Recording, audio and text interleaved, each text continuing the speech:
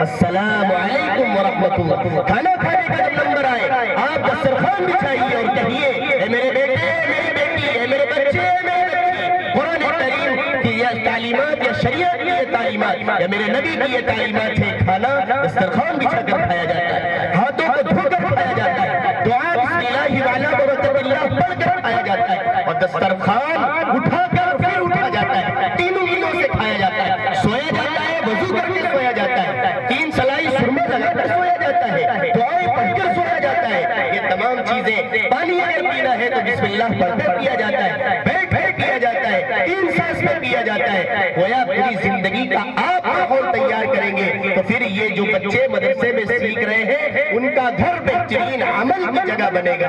اسی لیے کہا جاتا ہے ماں پہلا مدرسہ ہوتا ہے، ماں کی گود بچے کے لیے پہلا مدرسہ ہوتا ہے، لیکن افسوس کے ساتھ مجھے کہنے دیجئے آج کی ماں کی گودیں مدرسہ کیا کسی چھوٹی موٹی درسگاہ سے بھی خالی، وہ مائیں جو پہلے زمانے میں گزرا کرتی تھی اپنے بچے کو دودھ اس وقت نہیں پلایا کرتی تھی جب تک وہ باوضو نہیں ہوا کرتی تھی، اپنے بچے کو دودھ اس وقت نہیں پلایا کرتی تھی جب تک وہ قرآن کریم کی تلاوت کر لیتی تھی۔ آج افسوس ہے ہماری گود میں بچہ کھیل رہا ہے اور ہم گانے گاتے، ہمارے بھائی گود میں بچہ کھیل رہا ہے اور ہم جھوٹے قصے سنتے، ہم کسی ہیرو کے کسی ہیروئن کے واقعات کیا سناتے ہیں، مجھے بتلائیے، اور پھر ہماری تمنا یہ رہتی ہے کہ ہماری گود میں پلنے والا بچہ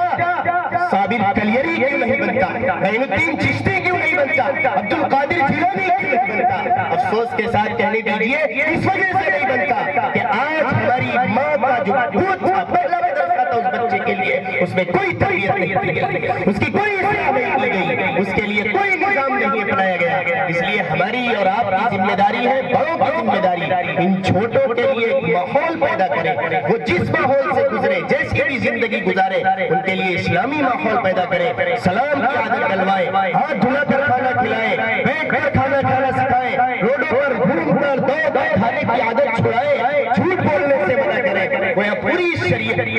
پہلے ہم سیکھیں پھر اپنے بچے کو سکھائیں۔ اس طریقے سے اگر یہ بچہ پروان چڑھے گا پھر یہ اس بچے کے اندر دینداری آئے گی، ماحول بدلے گا، گھرانا بدلے گا، خاندان بدلے گا، اور پھر ایک وقت آئے گا پوری سوسائٹی اور کلچر بدل جائے گا انشاءاللہ۔ یہ جب ہوگا جب پہلے ہم بڑے کریں گے تب یہ چھوٹے کریں گے۔